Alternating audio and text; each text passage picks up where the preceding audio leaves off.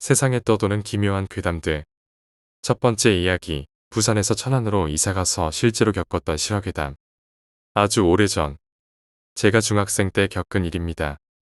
부산에서 살다가 천안의 아파트로 이사를 오게 되었는데 바퀴벌레가 득실거리던 오래된 빌라에서 벗어나 깔끔한 아파트로 옮기게 되어서 들떠 있었습니다. 아파트의 위치는 4차선 도로에서 우측 샛길로 800m가량 빠지면 논밭 한가운데에 있었고 총 4동에 각 동마다 23층까지 있는 복도식 아파트였습니다. 지금은 동수는 기억나지 않지만 호수는 410호로 복도 끝이었습니다. 아파트로 이사와서 며칠 되지 않았을 것입니다. 당시 중학생이던 저는 학교 후에 조금 놀다가 집으로 오면 오후 6시쯤이었고 어머니와 아버지는 일이 끝나고 8시쯤에 누나는 고등학생이어서 밤 10시가 넘어서야 집에 돌아왔습니다. 집에 도착해서 현관문 앞에 섰는데 집 안에서 인기척이 나는 겁니다. 사람들 말소리가 웅얼웅얼 들리는가 하면 방문 열고 닫는 소리와 발자국 소리가 들리기에 저는 부모님이 오늘은 일찍 돌아오셨구나 하는 생각에 열쇠를 찾았습니다. 부모님이 계시는 것은 저의 착각이었을까요? 저를 반긴 건 캄캄한 어둠과 정적이었습니다. 순간 발끝부터 머리끝까지 털이 곤두서는 느낌이 들었고 팔에 도단한 소름을 문지르며 현관에서부터 재빨리 불을 켜고 들어가면서 화장실까지 집안의 온갖 전등을 다 켜고 텔레비전 볼륨을 크게 해놓은 채로 부모님이 오실 때까지 벌벌 떨어야만 했습니다. 그 뒤로도 종종 집에 들어가기 전에 인기척을 느꼈지만 실제로는 아무도 없는 상황을 수차례 겪었습니다. 나중에는 인기척을 일부러 무시하고 집에 들어가기 전에 큰 소리로 노래를 부르며 집에 나 혼자 있다는 것을 애써 인지하려고 했습니다. 그러던 어느 날 8월 즈음이었는데 에어컨이 없던 때라서 무척이나 더운 여름밤이었습니다. 당시에 저는 방문을 활짝 열어놓고 자는 습관이 있었는데 그날도 그렇게 방문을 열어놓고 열린 방문 쪽으로 머리를 두고 잠을 청하고 있었습니다. 그날따라 왜 그렇게 잠이 안 오던지 한참을 뒤척이던 순간 거실 쪽에서 어떤 소리가 들렸습니다. 마치 긴 옷자락이 바닥에 끌리는 소리였습니다. 소리는 점점 커졌다가 다시 점점 작아졌다가를 반복했습니다. 당시 집에 거실에 좌탁이 하나 있었는데 누군가 그 좌탁 주위를 맴돌고 있는 소리였습니다. 그때 저는 엄마나 누나가 깨어서 돌아다니나 나도 물이나 마시자 하고 일어나려던 찰나 소리가 하나 부족하다는 것을 알게 되었습니다. 옷자락 끌리는 소리와 함께 나야 했던 발소리. 소리는 계속 들렸고 방문은 활짝 열려 있지 않았습니다. 순간 더위가 싹 날아갔습니다. 그대로 이불을 조금씩 끌어당겨 머리끝까지 뒤집어 쓴 채로 귀를 틀어막고 밤을 지새우다 잠들었습니다. 아침에 일어나자마자 어머니와 누나에게 물었지만 밤중에 돌아다닌 사람은 아무도 없었다고 합니다. 그날 아침 저는 그때까지 있었던 일들을 부모님께 이야기했습니다. 잠시 묵묵히 계시던 어머니가 꺼낸 말씀은 또 다시 저를 공포에 떨게 만들었습니다.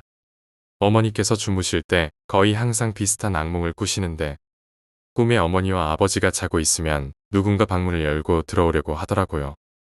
한 사람이 아니고 여러 사람이 문을 열고 들어오려고 하자 어머니는 들여보내면 큰일 나겠다 하는 생각이 들어 온몸으로 문을 밀어서 비집고 들어오려는 사람들을 밀어내며 사투를 벌이신다는 겁니다. 그러다 보니 잠꼬대로 욕도 하시고 휘두르는 팔에 아버지가 맞아서 깨어나시는 경우도 많다고 하시더군요. 하지만 그 이야기는 결국 허약해서 그렇다는 아버지의 말 한마디에 일축되고 말았습니다. 이런저런 일이 자주 있었지만 이사 온 지 얼마 안 되어 융자도 남아있으니 무시하고 살기로 했습니다. 그러던 어느 날 제 생애 처음이자 마지막으로 가위에 눌렸습니다. 제가 보통 잠을 자면 똑바로 누워서 천장을 보고는 절대로 못 잡니다. 반드시 옆으로 돌아 누워야 잠을 잘 수 있는데 한밤중에 눈을 떠보니 대자로 양팔과 다리를 벌리고 천장을 바라보고 있었습니다. 눈을 뜨고 멍하게 좀 있으니 몸이 움직이지 않는다는 것을 알게 되었습니다. 이게 가위구나 하는 생각을 하면서 이리저리 용을 써봤지만 소용없었고 그렇게 한참을 씨름하다가 시야 쪽 한켠의 의자가 눈에 들어왔습니다. 컴퓨터 책상에 회전하자 그 회전 의자가 살짝 빠져나와 제 쪽으로 정확하게 돌려져 있었습니다. 누군가 앉아서 바라보고 있을 때 나오는 위치와 각도였습니다. 저는 의자가 그렇게 무서운 줄 그때 처음 알았습니다. 누군가가 앉아서 움직이는 것처럼 살짝 흔들거렸습니다. 온갖 비명과 악을 질렀지만 목소리도 안 나오고 몸도 움직이지 않았습니다. 그렇게 지옥 같은 시간을 보내다 보니 어느새 눈을 떠보니 아침이었습니다. 그 후에도 몇 번 이상한 일이 있었고 결국 제가 그 집에서 계속 살면 가출하겠다고 강제를 부린 덕에 지금 살고 있는 집으로 급하게 이사를 가게 되었습니다. 지금 사는 집에서는 예전에 그 집과 같은 일은 더 이상 일어나지 않았습니다. 지금 생각해보면 그 집에 있던 것들은 사람에게 해를 끼치는 위험한 것보다는 장난기가 많은 녀석이었던 것 같습니다만 지금 그 집에 살고 있는 사람들이 무사하기를 빕니다. 두 번째 이야기, 저주. 투탕카멘 왕으로 알려진 고대 이집트 왕의 실제 이름은 투탕카텐입니다. 그는 약 10년간 이집트를 통치하다 18살의 어린 나이에 원인 모를 질병으로 숨졌습니다. 투탕카멘 왕의 무덤은 1922년에 영국의 탐험가들에게 열리기 전 두 번의 도굴 시도가 있었으나 도굴범들은 투탕카멘 왕의 금관이 있다는 전설이 전해온 암실만은 못 찾았습니다. 1922년 투탕카멘 왕의 무덤을 발굴한 탐험가들은 망치로 암실의 입구를 찍어내렸을 때 그 입구에는 나의 사후 인생을 방해하는 이들에게는 엄청난 저주를 내리리라는 문구가 새겨져 있었습니다. 며칠간의 작업 끝에 발견된 투탕카멘의 암실은 4개의 금관들이 있었고 여러가지 금장 장식들이 다채로운 조화를 이루며 보관되고 있었습니다. 투탕카멘 왕의 금관은 100kg이 넘는 순금으로 장식이 되어 있었으며 그의 관 옆에서 발견되었던 3개의 미이라들은 그 당시 그의 신하들이었던 것으로 추측됩니다. 투탕카멘 왕의 미이라는 이집트의 카이로 박물관에 전시되고 있으며 그와 함께 발견된 보석들과 장식구들은 현재 전 세계에 흩어졌습니다. 그렇다면 예로부터 영화에 많이 등장한 투탕카멘 왕의 저주란 무엇이었을까요? 그것은 바로 투탕카멘 왕의 무덤에 들어가 도굴 작업을 했던 모든 탐험가들과 하인들의 죽음이었습니다. 정확히 알려진 숫자는 21명입니다. 영국 과학수사연구소가 발표한 파라오 왕들의 무덤 도굴범들 사이는 말라리아 모기가 아닌 1200여 년 동안 벽에 붙어서 기생을 하던 곰팡이가 공기를 통해서 사람의 폐에 들어왔기 때문이라고 합니다. 여러분들은 모두 사상 최대의 흥행을 기록한 영화 타이타닉을 기억하실 것입니다. 이집트의 저주를 믿는 사람들은 타이타닉이 침몰한 이유가 타이타닉에 실려 미국으로 운반되던 이집트 공주의 미이라 저주 때문이라고 말합니다. 이 미이라를 운반하던 수집가는 사람들이 살려달라고 아우성을 칠 때 구명보트에 공주의 미이라를 먼저 태우고 사람들을 물 밖으로 던졌다고 합니다. 이 미이라는 후에 미국에서 유럽으로 엠프레스 오브 아일랜드란 배를 통해 옮기다 또 한 번 침몰하여 몇백 명의 인명 피해를 냈다는 기록이 있습니다.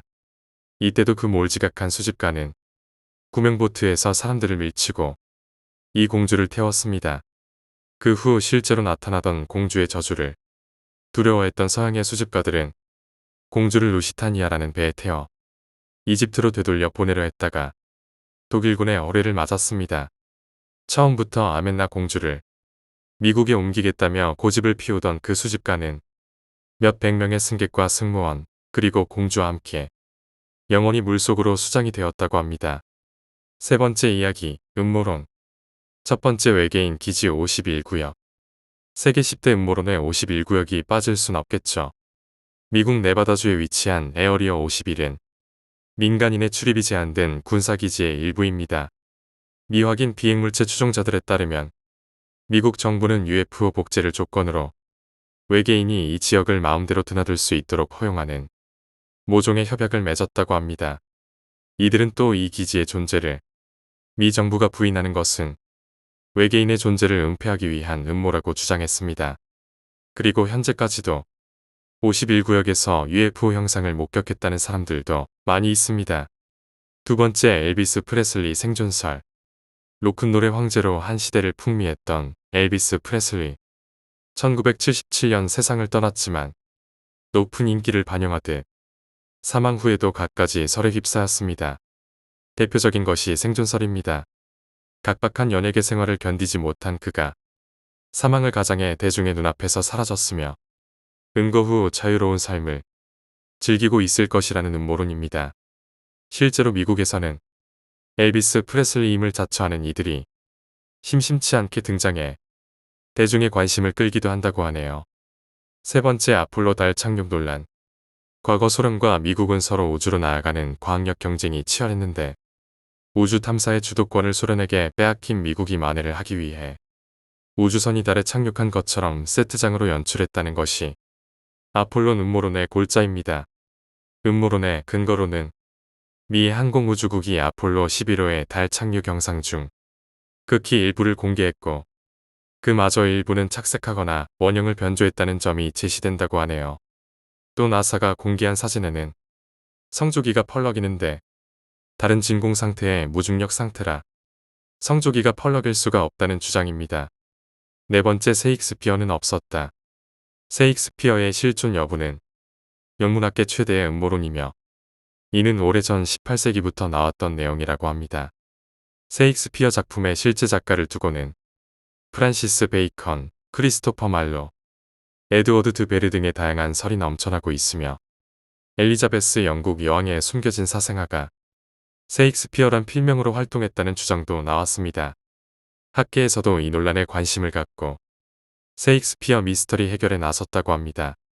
다섯 번째, 다빈치 코드 음모론의 결정체. 전 세계 독자들의 폭발적 반응을 이끌어냈던 댄 브라운의 베스트셀러 다빈치 코드. 예수의 생애와 성배의 실체에 대한 의문을 스릴러 형식으로 풀어간 이 책은 레오나르도 다빈치의 작품 최후의 만찬을 모티브로 예수가 막달라 마리아와 결혼해 아이를 두었으며 그 후손이 오늘날에도 생존해 있다는 설정으로 커다란 논란을 불러일으켰습니다. 여섯 번째, 파충류 지구지 배설.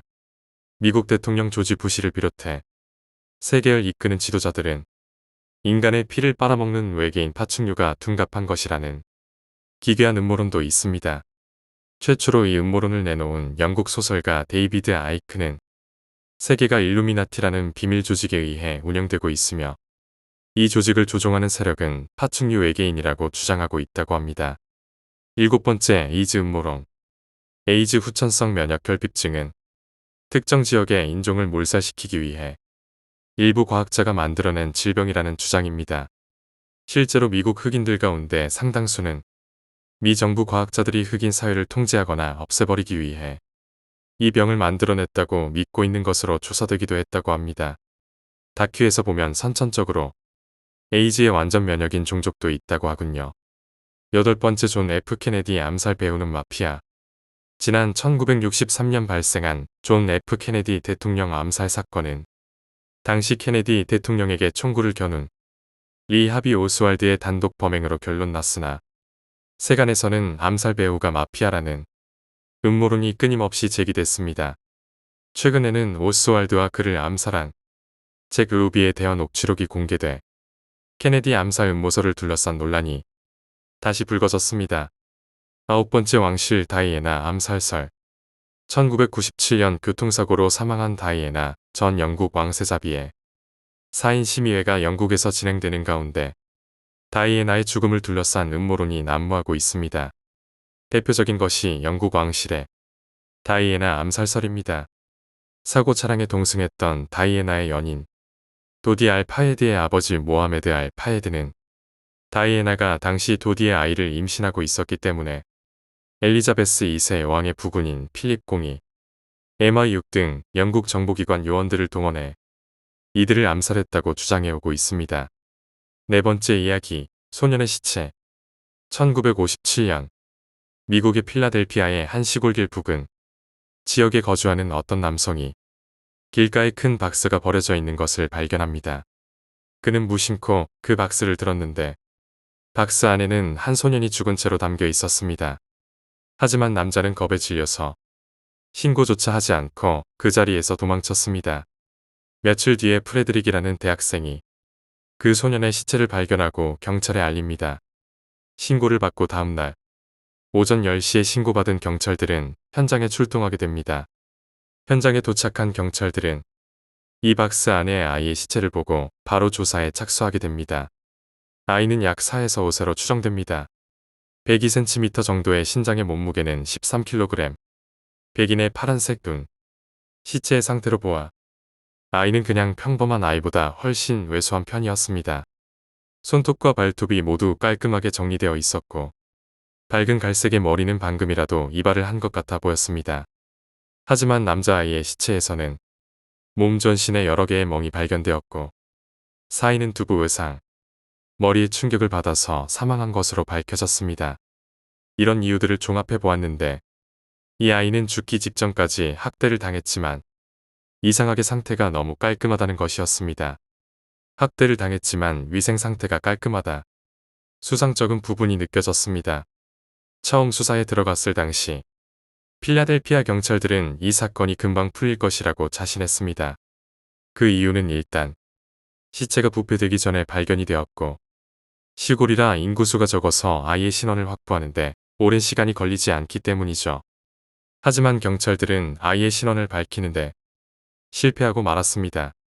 아이의 지문을 가지고 필라델피아의 온갖 병원을 조사했지만 모두 진료 기록이 전혀 없다는 것이며 아이의 포경수술 자국을 가지고 지역 의사들에게 조사를 벌였지만 아무 성과를 거두지 못했습니다. 게다가 이 아이의 시체가 박스에 담긴 채로 길바닥에 버려지던 당시에 목격자조차 단 한 명도 없었던 것이죠. 그래서 경찰들은 현장에서 발견된 상자와 그 상자 안에 아이를 감싸고 있던 담요, 그리고 주변에서 발견된 코듀로이 재질의 파란 모자를 가지고 소매 유통업체와 제조업체들을 대상으로 조사를 벌이게 되지만 이 역시 조사에서 단서를 얻는데 실패하고 말았습니다. 아이의 몸 상태가 매우 왜소했던 탓에 소년이 죽기 전에는 1년 정도 발육이 더딘 것으로 영양 상태가 좋지 않았을 것을 밝혀내면서 유괴범이 경찰을 피해 아이와 이동하던 중 살해한 것이 아닐까라는 추측도 있었지만 유괴범이 아이를 납치하고 도주하면서 도중에 이발을 하고 손발톱을 정리한다는 것은 석연찮은 부분이었습니다. 필라델피아주는 물론 그 근처 주에서 이 아이를 조사하기 위해 노력을 했지만 결국 아이에 대해서 아는 사람은 나타나지 않았습니다. 수사를 지속해도 범인은커녕 아이의 신원조차 확인되지 않았던 것입니다.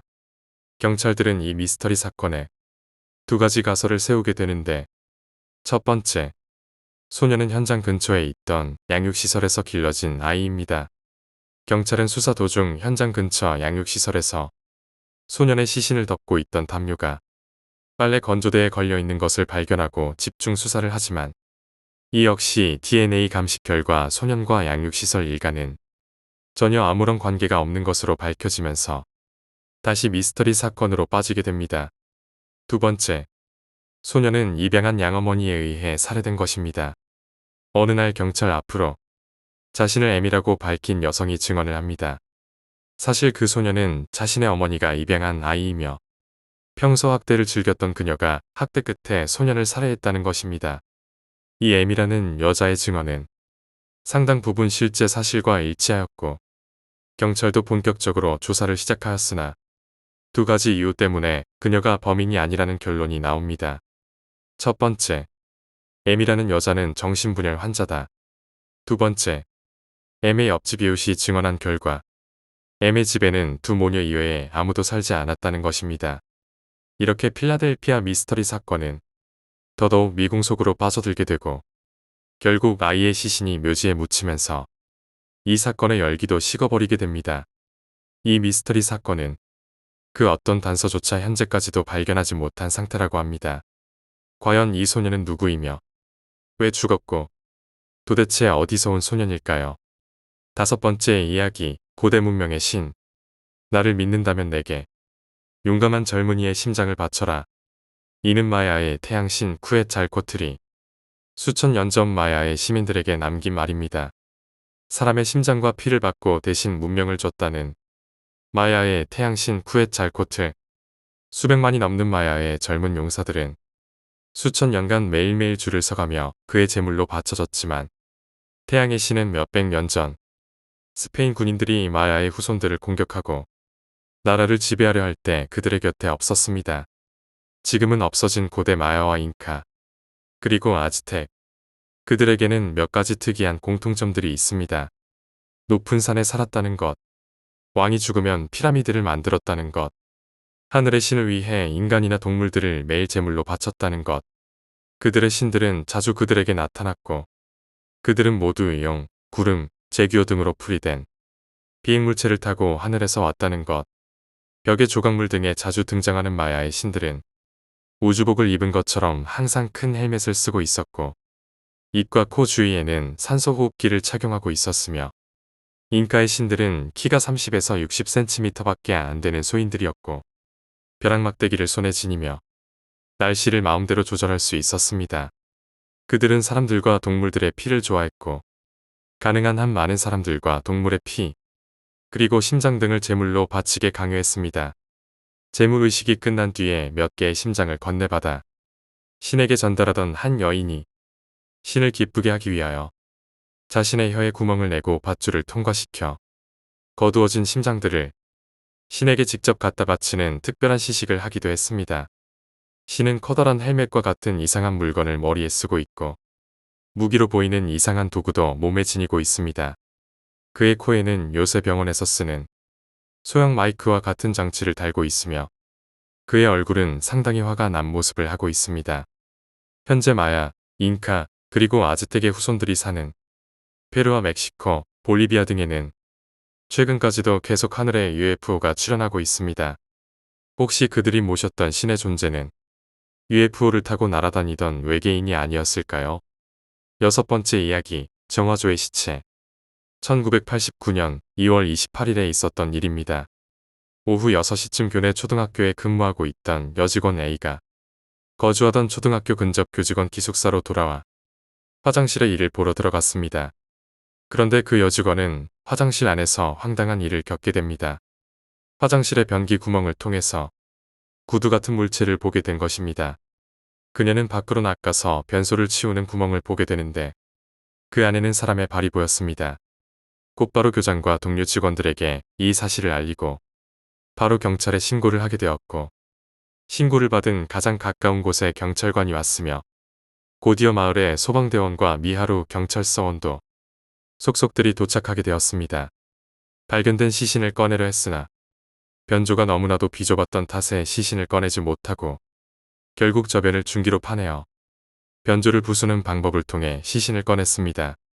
변조 안에 있던 시신은 한겨울임에도 불구하고 상반신의 옷이 모두 벗겨져 있었고 입고 있던 윗옷을 가슴에 끌어안은 채 무릎을 굽히고 얼굴은 조금 오른쪽으로 기울인 형태로 굳어져 있었다고 합니다.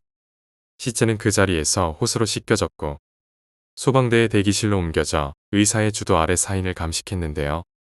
판명은 동사 겸 흉부순 환장애로 좁은 곳에서 압박을 당하면서 얼어 죽었다는 것입니다. 사후 경직의 상태로 보아 26일경 사망한 것으로 보여졌으며 발견되기 이틀 전 정도에 사망한 것으로 여겨졌습니다. 타상은 팔꿈치와 무릎에 긁힌 상처 정도로 경미한 수준이었고 사망자의 신분은 현장에서 차로 10분 거리인 마을 내에 사는 남자인 S로 밝혀졌습니다.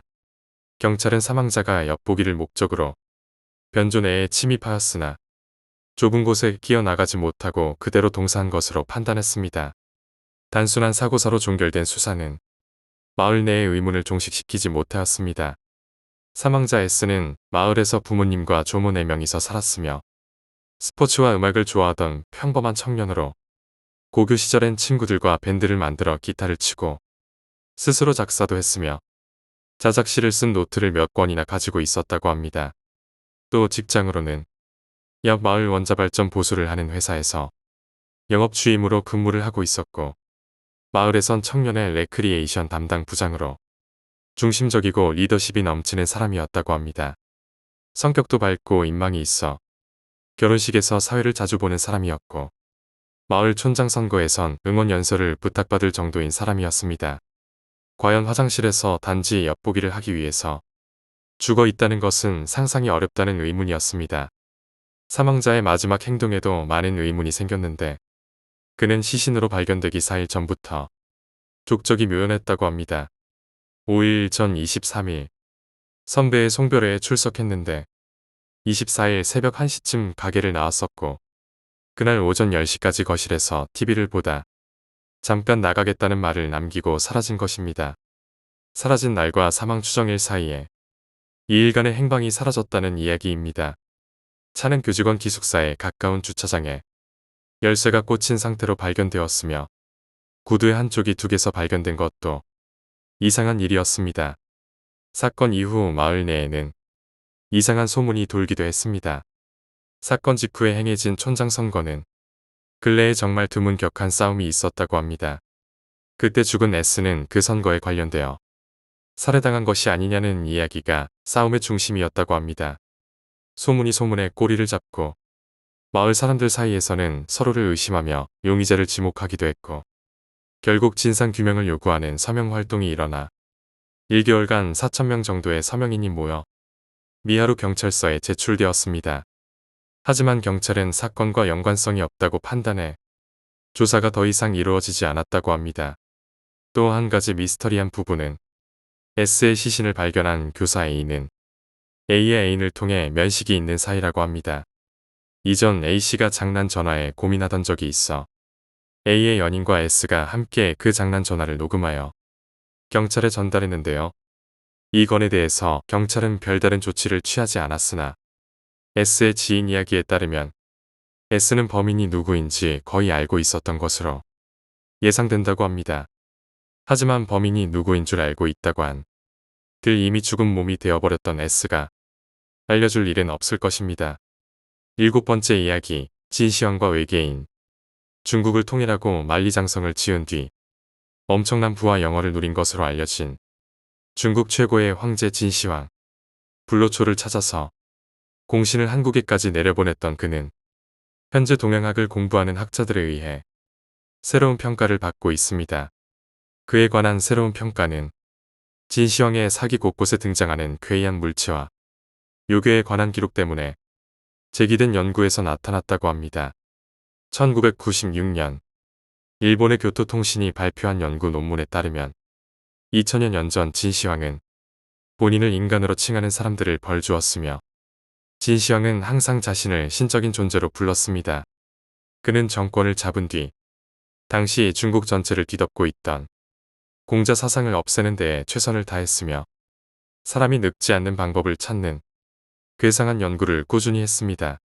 우크라이나의 고고학자 크라피바 박사는 약 2000여 년 전 진시황이 아무런 이유 없이 12개의 거대한 청동 거울을 건설한 것과 무거운 돌을 옮기고 제조할 수 있는 기적의 산발이에 관한 확실한 기록을 찾았습니다.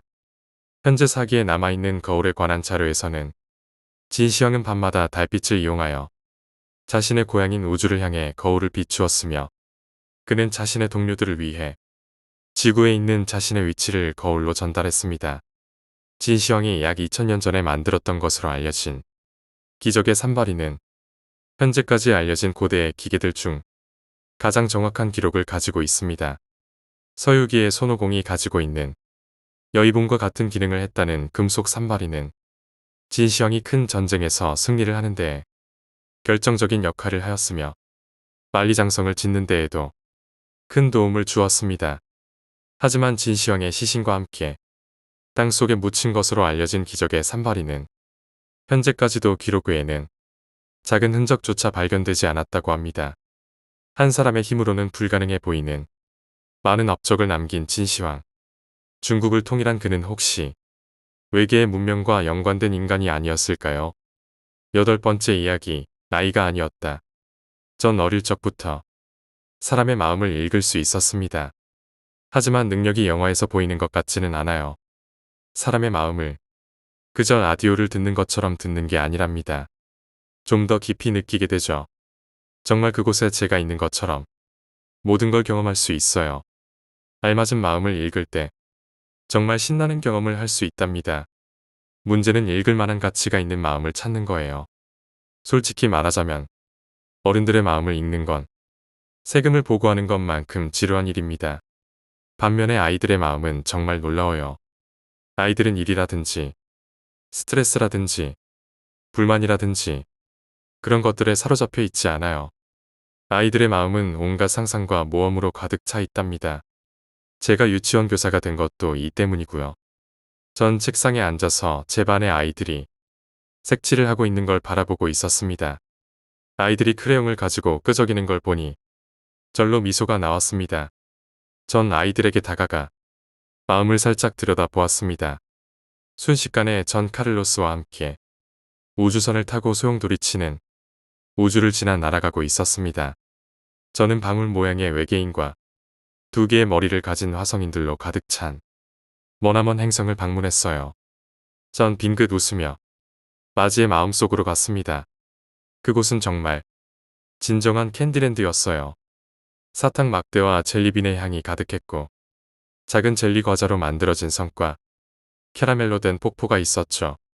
마지는 진저브레드맨과 함께 사방치기를 하며 즐겁게 웃고 있었어요. 토마스의 마음을 들여다보려 할 때 누군가가 제 드레스를 잡아당겼습니다. 전 사라를 보려고 아래를 내려다봤습니다. 사라는 정말 제가 본 아이들 중 몇 안 되는 정말 사랑스럽게 생긴 아이예요. 예쁘게 말린 갈색 머리에 강아지 같은 눈, 그리고 빛나는 미소를 가진 아이죠. 더피 선생님. 선생님 주려고 이거 만들었어요. 사라는 저를 큰 소리로 부르고선 종이를 건네줬습니다. 종이에는 막대 모양으로 그려진 제 모습을 볼 수 있었습니다. 그리고 그 위엔 더피 선생님 사랑해요 라고 적힌 삐뚤삐뚤한 글씨가 여러 가지 색으로 적혀 있었습니다. 정말 너무 마음에 들어 전 사라에게 큰 포옹을 해줬습니다. 사라는 우리 반에 들어온 지 얼마 안 된 아이였어요. 그렇기에 저는 사라의 소망이라든지 꿈이라든지는 아직 보지 못한 채였습니다. 전 사라에게 다가가 그 아이의 마음을 건드렸죠. 그리고 저는 거의 구토할 뻔했습니다. 그 뜨거운 악취에 죽음의 물결을 마주쳤을 때 저는 질식을 할 것만 같았습니다. 그리고 마치 살아있는 듯한 짙은 어둠에 의해 눈이 멀어지는 걸 느꼈습니다. 그 어둠은 제 뇌로 흘러들어가 마치 건드리는 모든 걸 검게 물들이려는 것 같았습니다. 그 공허 안에서 끈적끈적한 무언가가 저를 타고 오르는 게 느껴졌습니다. 제 다리를 휘감고 얼굴을 꾹꾹 눌렀대며 마치 거대한 괴물이 어둠 속에서 탐욕스럽게 먹잇감을 찾아다니는 것처럼 말이죠. 그 뒤 날카로운 울부짖음이 점점 커져와 제 고막을 찢어버릴 것만 같았습니다. 수천 명의 영혼들이 슬픔의 비명을 지르고 있었습니다. 죽음을 향해 비명을 지르고 있었습니다. 그 뒤 전 교실로 돌아왔습니다. 전 사라를 보내며 제 자신을 진정시켰습니다. 제 몸이 떨리는 걸 그 애한테 보이지 않길 바라며 말입니다. 아주 예쁜 그림이구나. 사라. 전 거의 속삭이듯이 말했습니다. 자, 이제 가서 간식 먹을 준비하자. 알았지? 그 아이는 행복하게 고개를 끄덕이며 떠났습니다. 전 그 애가 떠나는 모습을 바라봤습니다. 아이들의 마음은 세상에서 가장 아름답습니다. 하지만 저 파란 드레스를 입은 게 무엇이던 간에 저건 아이가 아니었습니다. 9번째 이야기, 집주인. 이른 여름 장마철이 시작되고 6월도 예외는 아닙니다. 부엌 천장에서 빗물이 새어 떨어지는 걸 발견했을 때도 그는 그렇게 놀라지 않았습니다. 대수롭지 않은 듯 그는 큰 냄비를 물이 새던 곳 밑에 두고는 알아서 멈출 거라 생각했습니다. 그러나 비는 계속해서 내렸고 그도 모르는 사이에 냄비 속 물은 넘칠 듯 차올랐습니다. 그렇기에 그는 아침에 일어났을 때나 그리고 일을 마치고 집에 돌아올 때면 냄비를 비워내야만 했습니다. 마침내 그는 물이 새는 곳으로부터 손상이 일어나고 있다는 것을 알아차리기 시작했습니다. 하얗던 천장은 칙칙한 갈색으로 변했으니까요. 그는 예보를 확인하고는 앞으로 10일간 줄곧 소나기가 올 거라는 사실을 알아차렸습니다. 천장에 곰팡이가 생겨나서 수리하는데 돈이 많이 지출될까 걱정했기에 그는 동네에 수리공을 불렀습니다. 불행하게도 그는 수리를 위해 서명을 할 수가 없었습니다. 오직 집주인만이 서명할 수 있었죠. 남자는 집주인에게 전화했지만 연락은 당치 않았습니다. 그는 피해가 어떻게 점점 더 심각해지고 있는지에 대해 몇 개의 음성 메시지를 남겼습니다. 도대체 왜 집주인이 회신을 안 주는지 도저히 그는 알 도리가 없었습니다. 둘은 한 달에 2번 정도 종종 연락을 해왔었으니까요. 마침내 그는 이 지속된 어떠한 손상에도 자신을 책임지지 않을 거라고 판단했습니다. 어느 날 밤 남자는 어떠한 소리에 놀라서 잠이 깼습니다. 그가 다급히 머리맡 램프를 켜자 저 멀리 희미하게 뒤집혀져 있는 식탁과 거대한 형체의 무언가가 가로로 눌려 있는 걸 발견했습니다. 그는 지독한 냄새에 헛구역질을 하며 아파트를 뛰쳐나가 경찰에 신고했습니다. 남자는 담요를 둘러싸고 경찰서에 앉아 있었습니다. 그는 딱 한 가지 사실을 알았습니다. 자신의 부엌 천장 위에 시체가 있었고 물에 너무 퉁퉁 부른 나머지 그 무게를 이기지 못한 천장이 주저앉았다는 사실을 말이죠. 빗물 때문에 시체의 신원은 확인할 수 없었고 그 시체는 부검에 넘겨졌습니다. 남자는 기다리는 동안 마침내 집주인과 연락이 닿았고 공포에 질린 채 상황을 설명했습니다. 집주인도 마찬가지로 놀란 기색이었고 남자는 그가 진술서를 작성하는 동안 주인에게 경찰서에 와달라고 부탁했습니다. 수사관이 그에게 다가오자 그는 전화기를 내려놓고는 시체의 신원이 확인되었는지에 대해서 물었습니다. 피가 얼어붙는 것만 같았습니다. 그는 극심한 공포에 고개를 내저었습니다. 시체의 신원은 리처드 톰슨이었습니다. 그는 집주인이었고 이미 죽은 지 1년이 넘은 상태였습니다. 남자를 가장 불안하게 만든 건 이 사실이 아니었습니다. 만일 집주인이 죽었다면 그를 흉내내던 건 도대체 누구라는 겁니까? 10번째 이야기, 퉁퉁 괴담. 내가 탔던 배는 PCC다. PCC는 주로 해상 초계 임무를 수행하는 함정이다. 근데 생각보다 배도 작고 생활 환경도 좀 나빴다. 다른 함대는 출동 일수가 그렇게 많지는 않은데 3함대는 얘기가 좀 달랐다.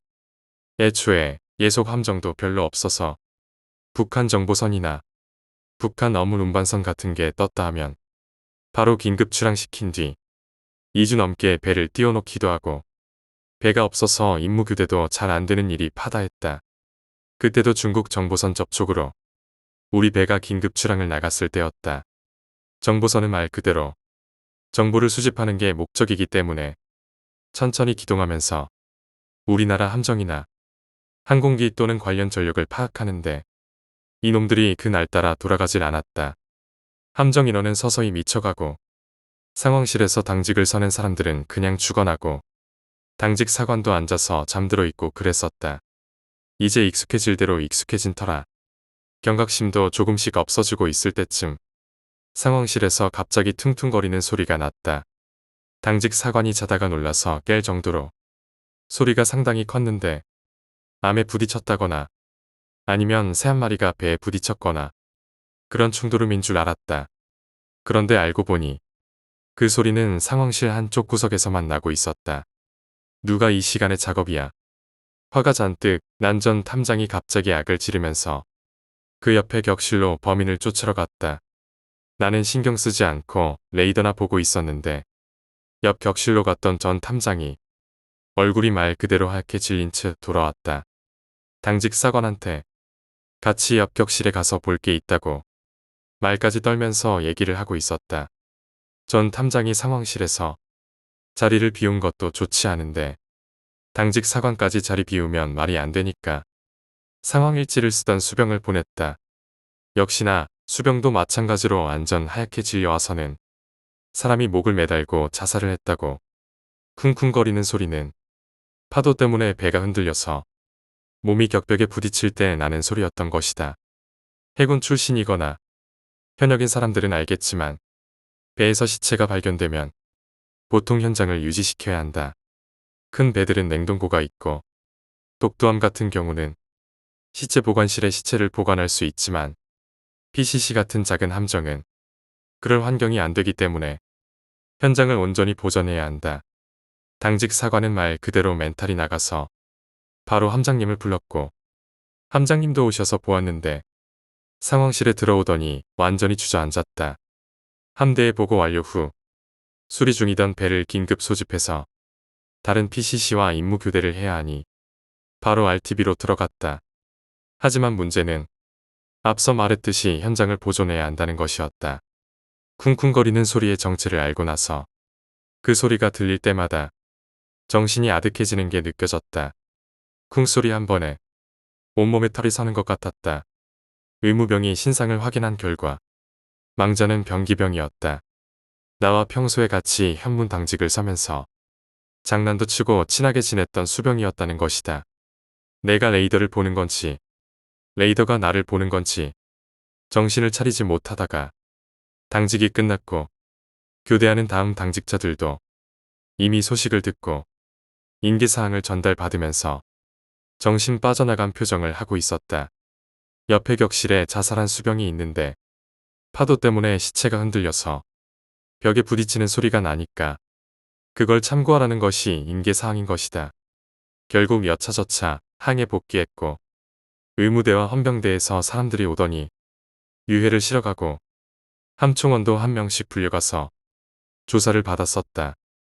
결국 원인은 자세하게 밝혀지진 않았으나 군 생활에는 문제가 없었다 보니 가족 문제가 아니었을까 그렇게 추측하기만 했었다.